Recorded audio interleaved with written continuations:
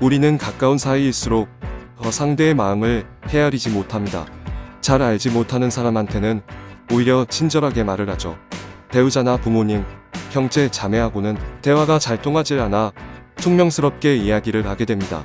그럼 왜 대화가 통하지 않는다고 느낄까요? 대화는 서로 주고받고 같은 주제로 이야기를 나누는 겁니다. 하지만 우리는 배우자와 대화를 할 때 이런 생각을 가지고 대화를 합니다. 이 사람은 아무것도 모른다. 이런 전제가 깔리면 상대를 무시하면서 대화를 이어나갑니다. 그러면 대화 자체가 안 되는 것입니다. 나하고 상대방은 대등한 관계라는 기본 전제 조건이 깔려 있어야 대화가 됩니다. 심리학자이자 대학 교수인 존 가트먼은 관계를 파멸로 이끄는 4가지 부정적인 의사소통 방식에 대해서 얘기했는데요. 첫 번째는 비난입니다. 비난은 상대방의 잘못이나 결점을 책잡아서 나쁘게 말하는 것입니다. 상대방의 문제점을 꼬집으면서 인격과 능력에 대한 부정적인 평가가 함께 나타납니다. 예를 들어 이런 거 하나 못해? 이것도 몰라? 이런 식의 표현입니다. 두 번째는 격렬의 소통 방식입니다. 격렬은 냉소적 비언어적인 표현으로 언어폭력으로 발전되기 쉬운 언행입니다.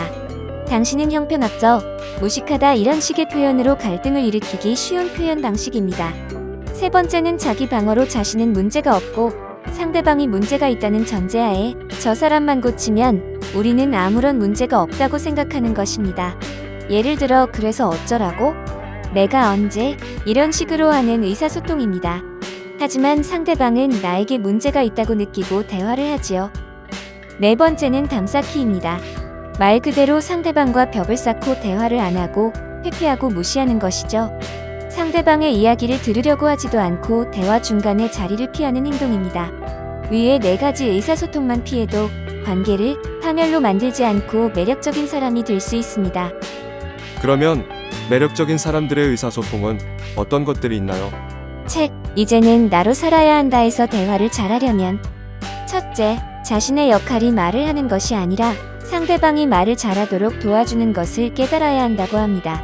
둘째, 그러기 위해서는 상대방의 말을 경청해야 하고 말의 내용보다도 말하는 사람의 감정을 잡아내고 그 감정에 공감할 수 있어야 한다고 합니다.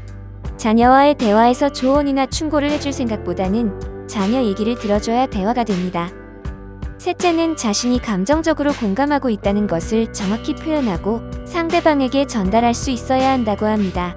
한마디로 하면 대화를 잘하는 사람은 상대방이 자신의 마음속에 있는 감정을 계속 표현할 수 있도록 말귀를 닦아주는 사람이라고 합니다. 사실 대화를 잘한다는 것은 내가 말을 잘해서 상대를 설득시키는 것이 아니라 상대가 스스로 자기 이야기를 계속하게 이끄는 사람입니다. 대화는 자기 생각을 잘 조리 있게 말하는 것보다 친한 사람끼리 마음이 통하는 대화를 잘하는 것입니다. 매력적인 사람들은 상대방의 이야기에 귀를 기울이고 공감을 잘해줍니다. 그리고 갈등이 생겼으면 먼저 상대방의 마음을 알아주는 것이 중요합니다. 당신 마음은 이렇구나. 이런 식으로 상대방의 마음부터 헤아리고 나서 그 다음 나의 감정을 전합니다. 나의 마음은 내가 걱정돼서 그러는 거야. 이런 식은 말하면서 나의 감정을 전하는 겁니다. 사람은 감정을 알아줄 때 사람들은 자기 존재가 존중받는다는 느낌이 들어요. 상대방의 감정을 우리가 느끼고 그 감정에 대응을 해주게 되면 상대방은 자기 존재가 인정받았다는 느낌을 받고 상대방도 나의 감정을 인정하면서 존중해주게 됩니다. 오늘은 관계를 파멸로 이끌지 않고 매력적으로 대화하는 법을 알아보았는데요. 대화는 의도와 목적에 따라 2가지로 구분할 수 있습니다.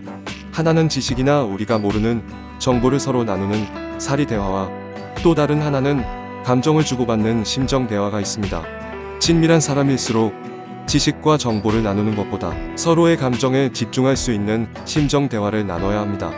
상대방의 감정을 헤아려서 갈등을 극복하고 관계 회복에 집중해보세요.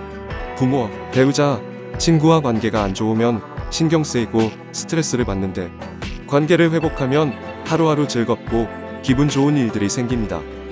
오늘도 시청해주신 구독자분들 정말 감사합니다. 다음번에는 더 좋은 영상으로 찾아뵐게요. 이번 영상이 좋았다면 좋아요와 구독 부탁드립니다.